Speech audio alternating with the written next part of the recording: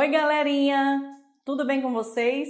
Eu sou a professora Silvia Cardoso, a minha disciplina é Ciências e hoje nós vamos trabalhar a aula Eclipse Lunar. Bom, para iniciar a nossa aula, eu trouxe uma tirinha do Garfield.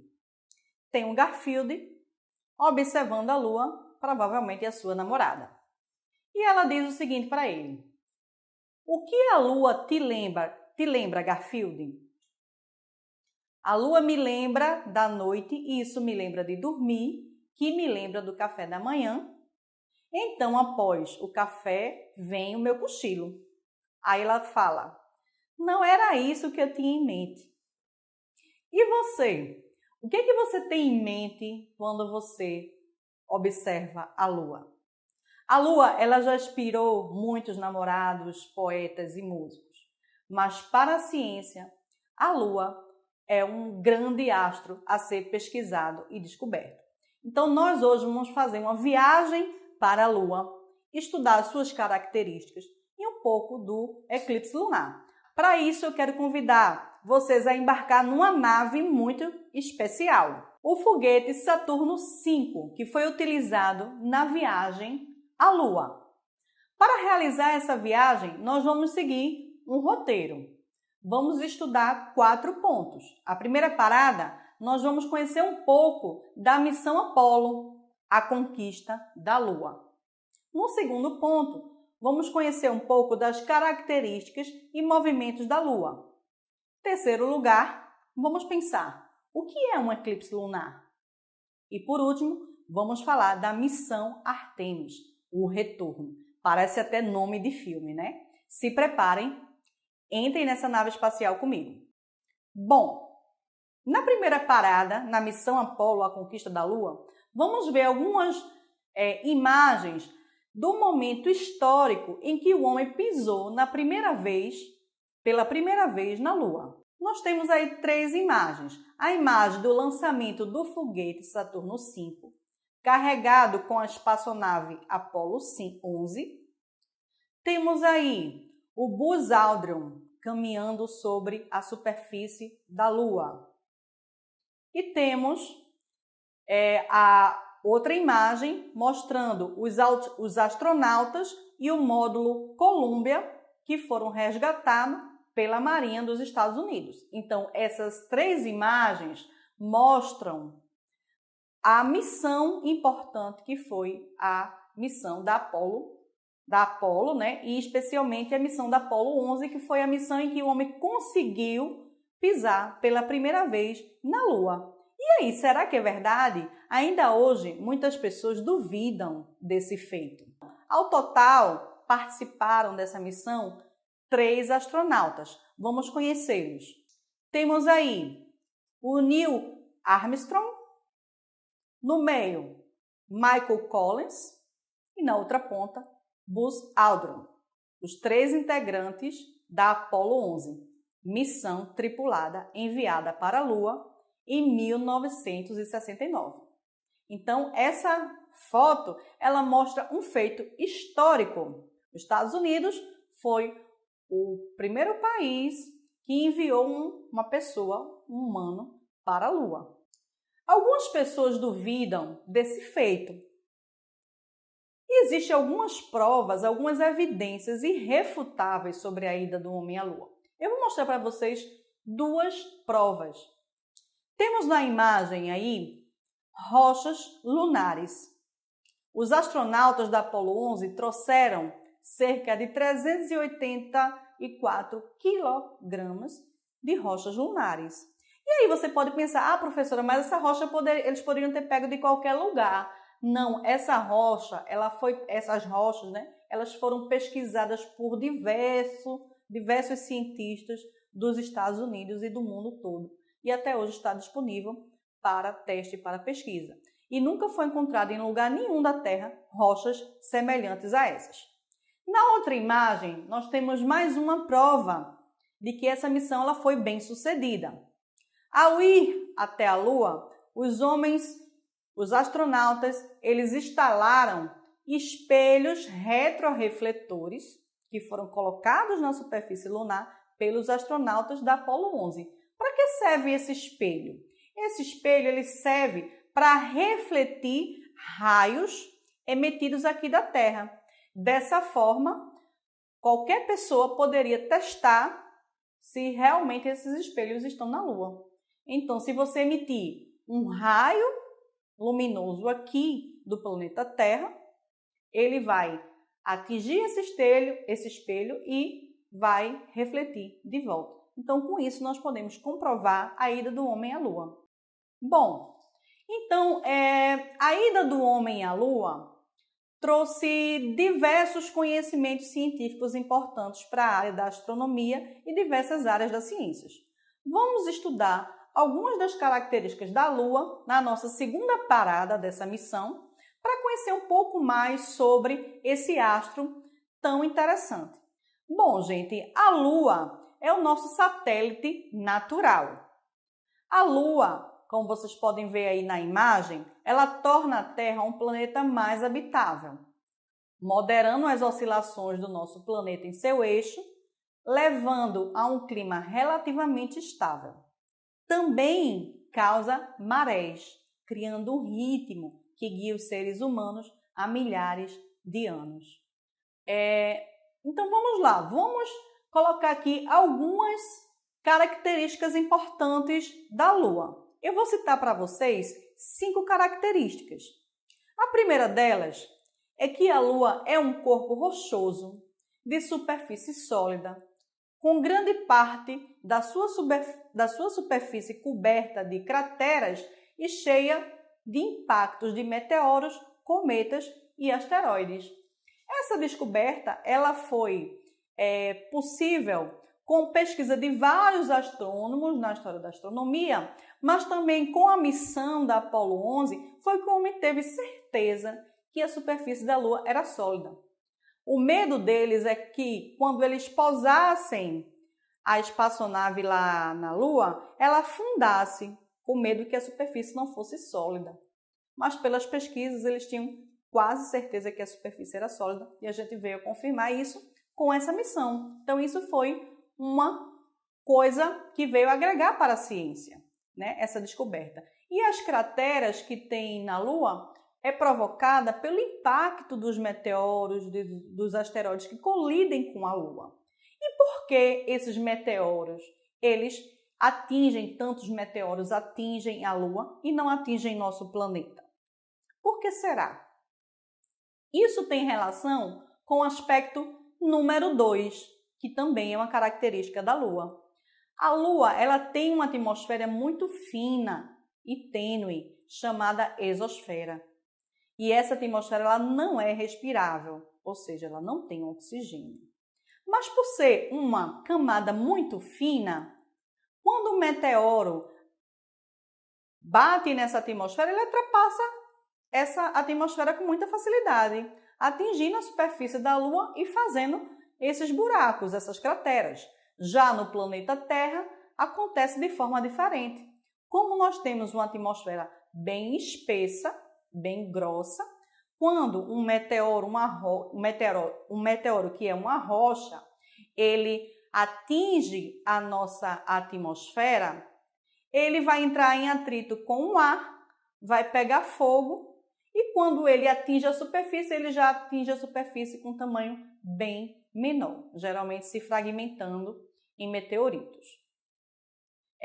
Continuando, o nosso tópico 3, outra característica da Lua é que a Lua ela não tem luz própria, mas ela brilha pela luz do Sol refletida na sua superfície. Interessante isso, né? A gente vê a Lua tão brilhante no céu e não imagina que ela não tem luz própria. Mas a luz da Lua é o reflexo da luz solar.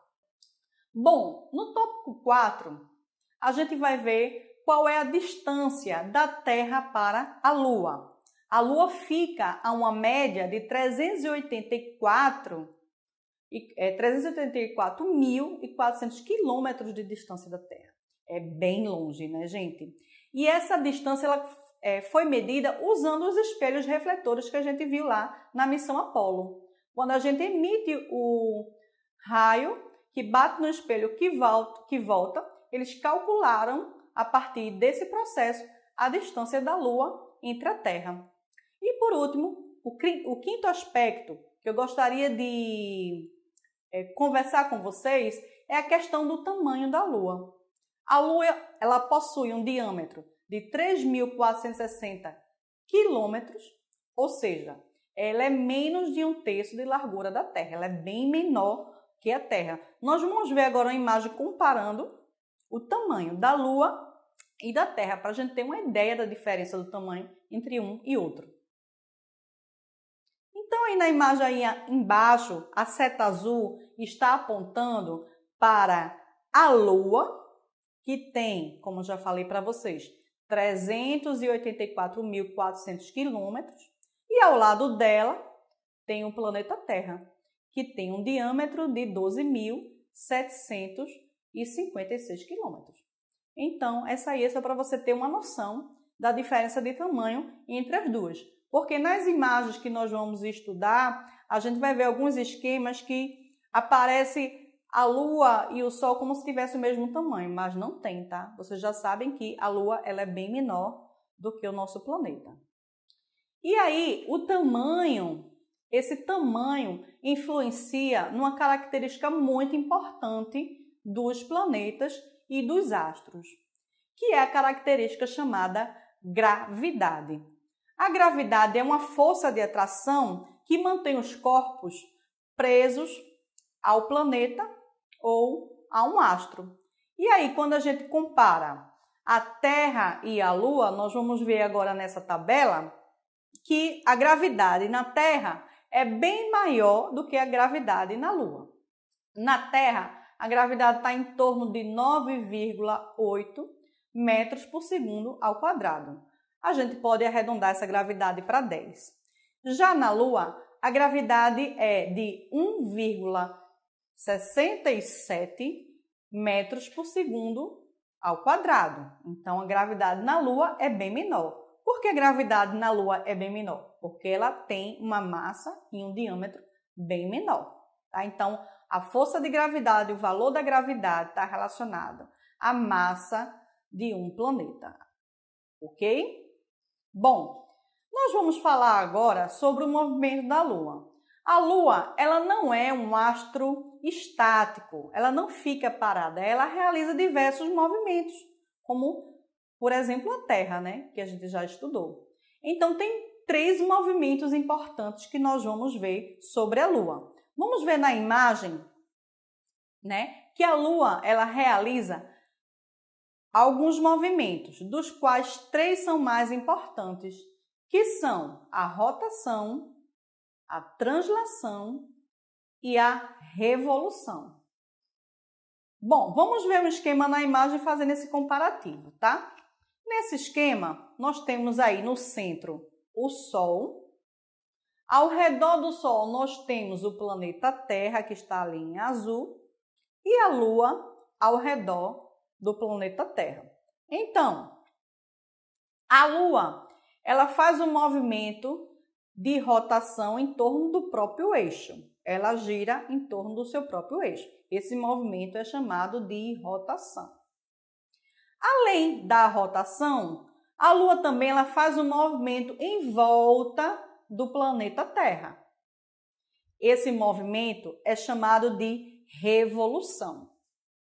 Além disto, junto com a Terra, ela também realiza um movimento de translação, dando a volta ao redor do Sol.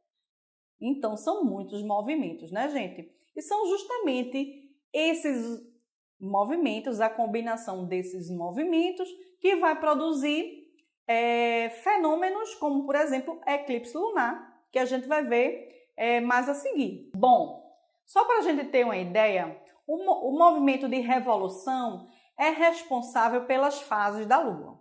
Vamos ver uma imagem mostrando as principais fases da Lua. A Lua orbita a Terra, que é o chamado movimento de revolução, uma vez a cada 29 dias e meio, definindo a duração do mês e a divisão das semanas. Então, na imagem, vocês podem ver aí essa Lua que está realizando um movimento de rotação junto com revolução e que vai produzir a relação entre a Lua e a Terra vai produzir aí várias sombras na Lua. Então nós vamos ter nesse momento a fase da Lua crescente, cheia, minguante e a Lua nova. A gente não vai estudar com detalhes essas fases agora, porque esse é um assunto que a gente vai aprofundar em outra aula. O interesse da aula de hoje, o mais importante da aula de hoje, é a gente entender o fenômeno do eclipse. Bom, nós vamos agora realizar a terceira parada da nossa viagem à Lua. Nós vamos entender agora como ocorre o eclipse lunar. E aí, você já viu um eclipse lunar? Veja aí na imagem uma sequência do eclipse lunar de 2004. O eclipse lunar total de 28 de outubro de 2004 era amplamente visível nos Estados Unidos. Isso porque não é possível ver um eclipse total de qualquer lugar do planeta, apenas de alguns locais. E aí, vamos entender como é que ocorre esse fenômeno. Bom, o que é um eclipse lunar, gente? Um eclipse da Lua ou eclipse lunar só pode ocorrer na Lua cheia e somente se a Lua passar por alguma parte da sombra da Terra. Essa sombra é produzida por dois componentes em forma de cone, um dentro do outro. Vamos observar isso agora na imagem. Nós temos aí o Sol, a Terra e a Lua.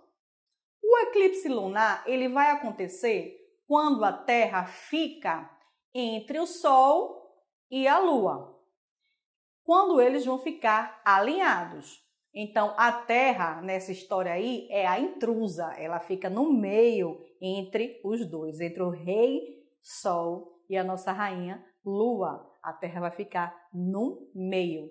E quando isso acontece, aí vai acontecer o eclipse lunar. Então, vejamos a imagem agora com essa marcação. Vocês vão ver aí, a linha pontilhada está marcando duas sombras, né? A primeira sombra dos raios solares que saem do nosso astro Sol vai se cruzar, vai passar pela Terra e vai formar uma espécie de um cone, que é a sombra chamada penumbra. Localizem na imagem aí a palavra penumbra.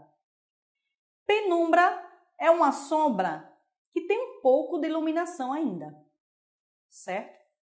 Mas além da penumbra, vai ter outra sombra também, feita da Terra sobre a Lua. Vocês vão ver que outros raios do Sol, que são emitidos em outra direção, vai formar um segundo cone, um cone menor, formando uma sombra mais escura, chamada umbra.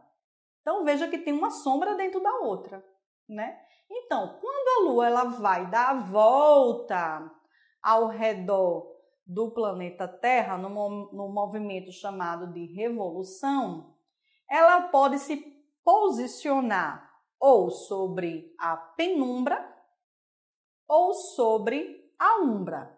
Dependendo da posição que a Lua estiver, pode acontecer um eclipse parcial ou um eclipse total. Vamos ver na imagem os tipos de eclipse. Bom, nós temos aí na primeira situação o eclipse lunar penumbral. O que é isso? Observem bem na imagem, veja que o planeta, que a Lua, ela está naquela região da sombra que é chamada de penumbra, que ainda bate um pouquinho de luz. Então, quando a Lua passa pela penumbra, a gente vai dizer que esse eclipse é um eclipse lunar penumbral. É um fenômeno que é difícil de ser observado, não chama muita atenção das pessoas, tá? Mas o próximo eclipse já é mais possível de ser observado, que é o eclipse lunar parcial. O eclipse lunar parcial ocorre quando a Lua ela fica ali entre a penumbra e a umbra. Então, ela fica metade na penumbra, metade na umbra. Então, o eclipse lunar parcial ocorre quando a Lua passa um pouquinho pela umbra, né? Então, por isso que é parcial, não é total. Na última situação, nós vemos como acontece o eclipse lunar total. O eclipse lunar total é quando a Lua ela vai se posicionar exatamente na umbra, que é onde tem aquela sombra total, a mais escura. Vocês vão ver nesse momento aí, onde ocorre o eclipse lunar total, que a Lua, a Terra e o Sol estão completamente alinhados no mesmo eixo. Certo? E lembrando que nesse fenômeno a Terra é a intrusa, ela fica no meio, ela fica entre o Sol e a Lua, promovendo essa sombra sobre a Lua. Bom, então, quando ocorre um eclipse lunar total, a Lua ela adquire uma cor avermelhada ou alaranjada, que é conhecida como lua de sangue. É um fenômeno muito curioso, né, gente? Então, muitas pessoas já devem ter se perguntado por que a Lua está vermelha durante um eclipse lunar total? Vamos pensar. Olhe para a imagem dessa Lua e vamos pensar um pouco de como é que do que a luz é feita. Se você lembrar de um arco-íris, você vai ver que o arco-íris é resultado da decomposição da luz branca. Quais são as cores do arco-íris? Vamos me ajudar a lembrar. Vermelho, laranja, amarelo, verde, azul, violeta. Então, quando ocorre o fenômeno do arco-íris, nós vemos as diversas faixas de cores que formam a luz branca. Então, imagine que algum tipo de luz ainda atinge a superfície da Lua quando ocorre o eclipse total. E que luz seria essa? É a faixa de luz vermelha. Vamos ver um pouco da explicação. Bom, gente, então, enquanto a Lua permanece completamente dentro da sombra umbral da Terra, a luz solar indireta ainda consegue alcançá-la e iluminá-la. No entanto, essa luz solar deve primeiro passar profundamente pela atmosfera da Terra, que filtra a maior parte da luz azul. A luz restante é de cor vermelha, escuro ou laranja. Então, pensando nisso, eu quis trazer para vocês em que momento vai acontecer o próximo eclipse total. Esse eclipse total ele não acontece todo ano. Por exemplo, eu trouxe para vocês aqui uma tabela que tem a programação dos eclipses que ocorreram desde 2018 e que vão ocorrer até 2024. Neste ano que estamos, vocês vão ver aí na tabela que nesse ano 2020 não vamos ter, infelizmente, o prazer de ver um eclipse lunar total. Vamos ter apenas eclipse do tipo penumbral, que é difícil de ser observado. Já no ano de 2021, exatamente no dia 26 de maio, vai acontecer um eclipse total. Está circulado aí de vermelho na tabela para que vocês observem o dia que ele vai acontecer e o horário. E esse eclipse ele vai poder ser observado da Ásia, da Austrália, do Pacífico e das Américas. Então, quem se interessa por isso, se preparem para esse momento aí, para observar esse fenômeno. Bom, depois de a gente conhecer tudo isso sobre a Lua, será que tem mais alguma coisa para a gente aprender sobre a Lua, já que o homem ele viajou para a Lua, já que a gente tem telescópio para conhecer não só a Lua, como vários planetas do sistema solar, as estrelas? O que a gente pode saber mais sobre a Lua? Será que o homem ainda vai voltar à Lua? Bom, essa é a resposta que eu vou dar a vocês na nossa quarta e última parada dessa missão, que é chamada Missão Artemis, o Retorno. Parece nome de filme, né? Mas não é filme não, é realidade. Depois de 10 anos sem ir na Lua, a NASA está programando um retorno de volta à Lua. Como é que vai acontecer essa missão e quando vai ser? Vamos ver.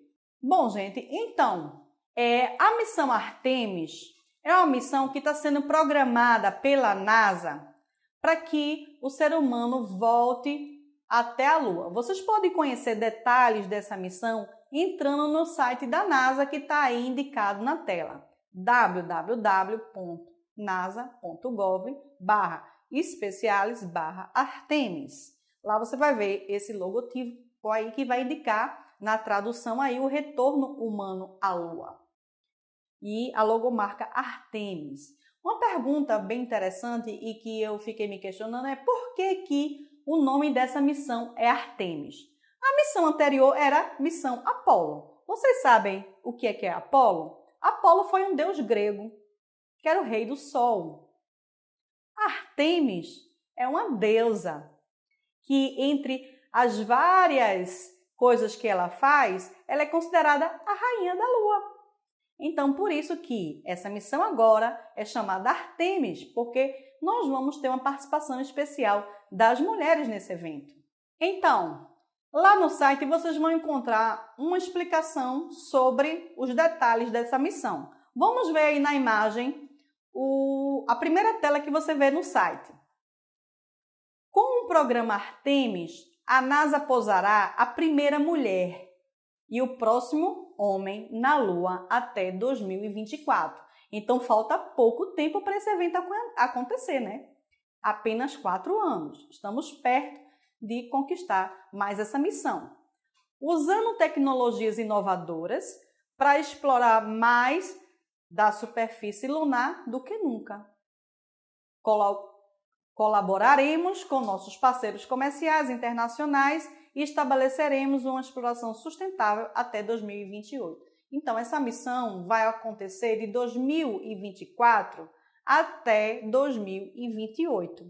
Em seguida, o que é que a NASA vai fazer? Veja aí no site. Em seguida, usaremos o que aprendemos na Lua e ao redor dela para dar o próximo passo gigante: enviar astronautas para Marte. Preparem-se, estamos indo para a Lua novamente e agora nós vamos levar mulheres. Bom, falando em mulher ir para a Lua, na primeira missão, que foi a missão Apolo, apesar de nenhuma mulher ter pisado na Lua, as mulheres elas tiveram participação fundamental nessa missão. Eu vou mostrar para vocês o exemplo de 3 mulheres e cientistas. Vejam na imagem. Nós temos aí um filme que eu quero indicar para que vocês assistam em casa nessa quarentena. O filme chama-se Estrelas Além do Tempo. É um filme maravilhoso, vocês vão adorar. Esse filme, ele retrata a história de 3 mulheres cientistas, que é a Katherine Johnson, que é matemática e física, a Mary Jackson, também matemática e engenheira espacial, e a Dorothy, que era também matemática e programadora.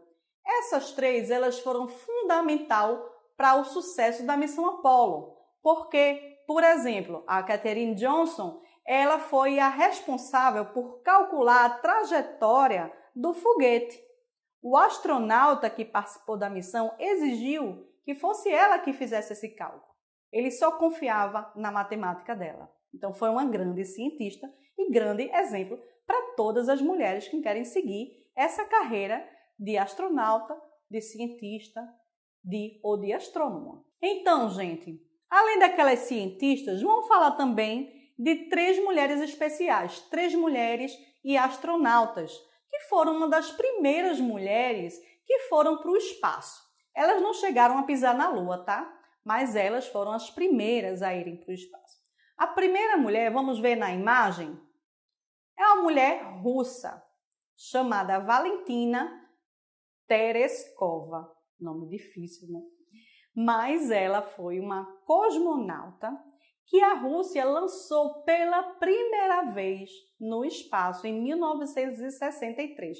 Então, a Rússia ela conquistou esse feito, passou na frente dos americanos, lançou a primeira mulher. Os Estados Unidos, ele só lançou a primeira mulher no espaço em 1983, que foi a Sally Ride, que é uma física. E temos outro exemplo aí de Carol Jameson, que é formada em Medicina e Engenharia. Veja só, gente, que mulher poderosa. 2 cursos, Medicina e Engenharia. Mas o grande sonho dela era ir para o espaço. E ela conseguiu. Entrou para a NASA, estudou. E em 1992, ela foi para o espaço participar de uma missão muito espacial. Então, todos esses exemplos aí são grandes exemplos de mulheres que desejam seguir essa carreira. Estamos chegando ao final da nossa viagem para a Lua e eu quero apresentar a vocês as 12 candidatas da NASA para ir para a Lua em 2024. Então, essa é a proposta da NASA. É uma proposta em que mostra em que a ciência ela pode ser realizada tanto por homem como por mulher. Que tanto o homem como a mulher pode ser astronauta. Então, nós temos aí as 12 candidatas e possivelmente vocês estão olhando para o rosto de uma das mulheres que vão pisar pela primeira vez na Lua. Nós terminamos a nossa viagem até a Lua aqui. Eu agradeço a participação de vocês e até a próxima viagem.